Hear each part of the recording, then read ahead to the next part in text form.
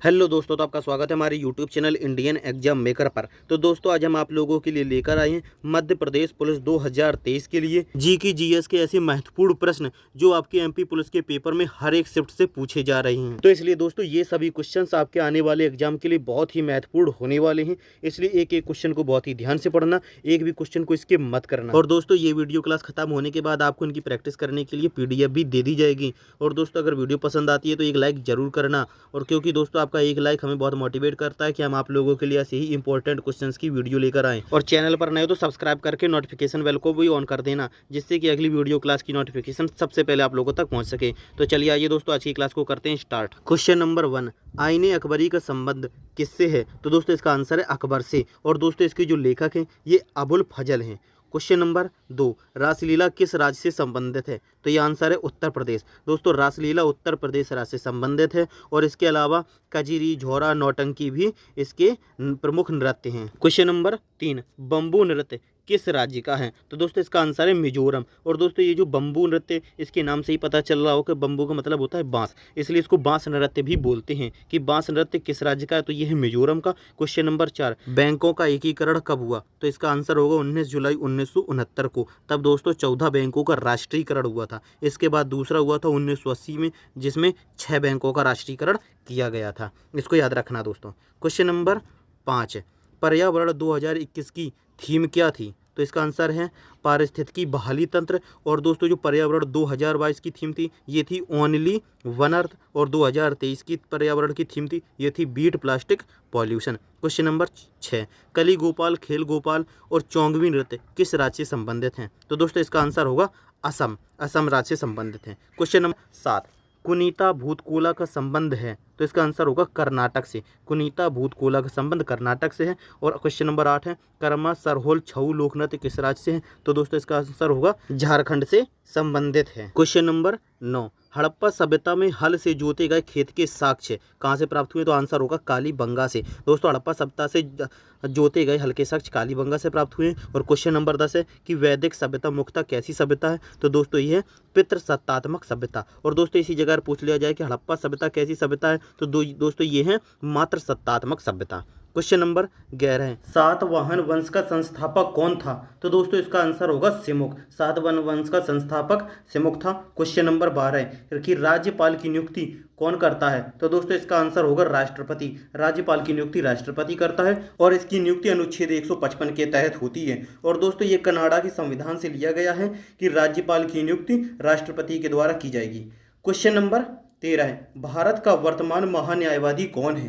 तो दोस्तों इसका आंसर होगा आर वेंकट रमणी। और दोस्तों ये अनुच्छेद 76 में है। क्वेश्चन नंबर 14, आरबीआई के गवर्नर कौन हैं? तो दोस्तों इसका आंसर होगा शक्तिकांत दास। और दोस्तों इस आरबीआई का जो हेडक्वार्टर है ये मुंबई में है।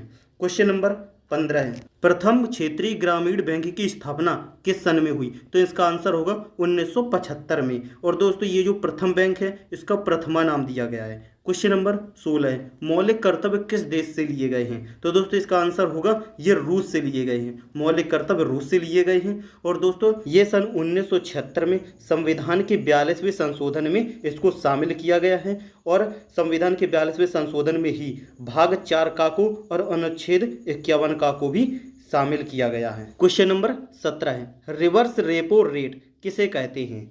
तो दोस्तों इसका आंसर होगा आरबीआई द्वारा कॉमर्शियल बैंकों से कर्ज लेना।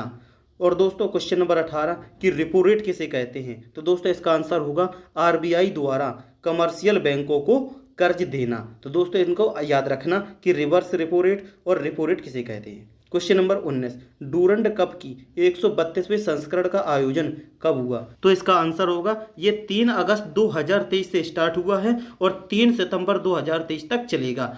क्वेश्चन नंबर 20, एशियाई चैंपियनशिप में तलवारबाजी में कांस्य पदक जीतने वाली महिला कौन है? तो दोस्तों इसका आंसर होगा सीए भवानी। दोस्तों इसको भी याद रखना। क्वेश्चन नंबर 21, तुलसीदास सम्मान किस क्षेत्र में दिया जाता है? तो दोस्तों इसका आंसर होगा लोक कला के क्षेत्र में। दोस्तों तुलसीदास सम्मान लोक कला के क्षेत्र में दिया जाता है, और वो भी मध्य प्रदेश सरकार के द्वारा। और दोस्तों इसकी शुरुआत 1983 से 1984 के बीच में हुई है। क्वेश्चन नंबर 22, एफएमआर की स्थापना किस वर्ष हुई थी? तो दोस्तों इसका आंसर होगा 2018 में। Question number 23, Ratapani tiger reserve किस प्रदेश में है? तो दोस्तों इसका आंसर होगा मध्य प्रदेश में। दोस्तों रातापानी टाइगर रिजर्व मध्य प्रदेश में है। तो दोस्तों मध्य प्रदेश में और कौन कौन से टाइगर रिजर्व हैं आइए इनको भी देख लेते हैं। दोस्तों पहला तो आपका हो गया रातापानी टाइगर रिजर्व, दूसरा है कान्हा अभ्यारण्य, पंचमढ़ी अभ्यारण्य, सतपुड़ा अभ्यारण्य, पेंच राष्ट्रीय उद्यान, वन विहार राष्ट्रीय उद्यान, जीवाश्म राष्ट्रीय उद्यान,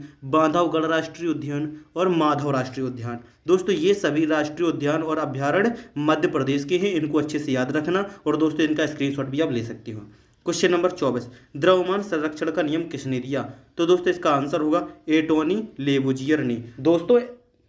दोस्तों द्रव्यमान संरक्षण का नियम एंटोनी लेबुजियर ने दिया है। क्वेश्चन नंबर 25, बीजक किसकी रचना है? तो दोस्तों इसका आंसर होगा कबीरदास की। बीजक कबीरदास की रचना है। और दोस्तों इसके अलावा एक महत्वपूर्ण और है जिसे कबीर ग्रंथावली कहते हैं। दोस्तों ये दोनों याद रखना, कबीरदास की रचनाएं बीजक और कबीर ग्रंथावली हैं। क्वेश्चन नंबर 26, चीन की राजधानी है? तो आंसर है बीजिंग। चीन की राजधानी बीजिंग है।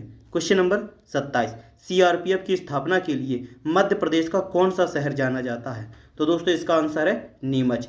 सीआरपीएफ की स्थापना के लिए मध्य प्रदेश का नीमच शहर जाना जाता है। और दोस्तों सीआरपीएफ का फुल फॉर्म होता है केंद्रीय reserve police force. Question number 28, Madhya Pradesh की गंगा किसे कहते हैं? तो दोस्तों इसका आंसर होगा बेतवा। मध्य प्रदेश की गंगा बेतवा नदी को कहते हैं। Question number 29, Sharad Joshi award किस क्षेत्र में दिया जाता है? तो दोस्तों इसका आंसर होगा हिंदी व्यंग्य एवं रिपोर्ट लेखन में। शरद जोशी अवार्ड हिंदी व्यंग्य और रिपोर्ट लेखन में दिया जाता है। क्वेश्चन नंबर 30, बरहूत स्तूप मध्य प्रदेश के किस जिले में है? तो इसका आंसर होगा सतना जिले में। दोस्तों बरहूत स्तूप मध्य प्रदेश के सतना जिले में है। क्वेश्चन नंबर 31, वज्र प्रहार युद्धाभ्यास किन किन देशों के मध्य है? तो इसका आंसर है यूएसए और भारत के मध्य। दोस्तों ये 2022 में हुआ था जो कि हिमाचल प्रदेश में हुआ था। ठीक है। क्वेश्चन नंबर 32, सूर्यकिरण युद्ध अभ्यास किन किन देशों के मध्य है? तो आंसर है भारत और नेपाल के मध्य। दोस्तों ये दिसंबर 2022 में हुआ था सूर्यकिरण युद्ध अभ्यास भारत और नेपाल के मध्य। क्वेश्चन नंबर 33, फ्रिंजेक्स युद्ध अभ्यास किन किन देशों के मध्य है? तो ये है आंसर भारत एवं फ्रांस। दोस्तों ये तिरुवनंतपुरम में हुआ था मार्च 2023 में इसी साल।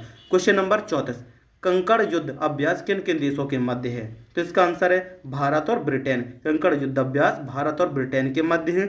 और क्वेश्चन नंबर 35, धर्म गार्जियन युद्ध अभ्यास किन किन देशों के मध्य है? तो इसका आंसर है भारत एवं जापान के मध्य धर्म गार्जियन युद्ध अभ्यास है। और दोस्तों ये अगर यहीं पर यह भी पूछ दिया जाए कि वीर गार्जियन युद्ध अभ्यास किन किन देशों के मध्य है, तो दोस्तों ये भी भारत और जापान के मध्य है। और दोस्तों ये बायो का क्वेश्चन आपके HW यानी कि होमवर्क में है। इस क्वेश्चन का आंसर आप लोग कमेंट बॉक्स में बताइएगा कि हमारे शरीर में RBC कितनी होती हैं और उनकी मृत्यु कहाँ होती है। और दोस्तों इन क्वेश्चंस की प्रैक्टिस करने के लिए PDF आपको Telegram group Indian exam maker पर मिल जाएगी। और दोस्तों वीडियो पसंद आई हो तो एक लाइक कर देना, क्योंकि आपका एक लाइक हमें बहुत मोटिवेट करता है ऐसी इंपॉर्टेंट वीडियो क्लास लाने के लिए। और दोस्तों चैनल पर नए सब्सक्राइब करके नोटिफिकेशन बेल को भी ऑन कर देना, जिससे कि अगली वीडियो क्लास की नोटिफिकेशन सबसे पहले आप लोगों तक पहुँच सके।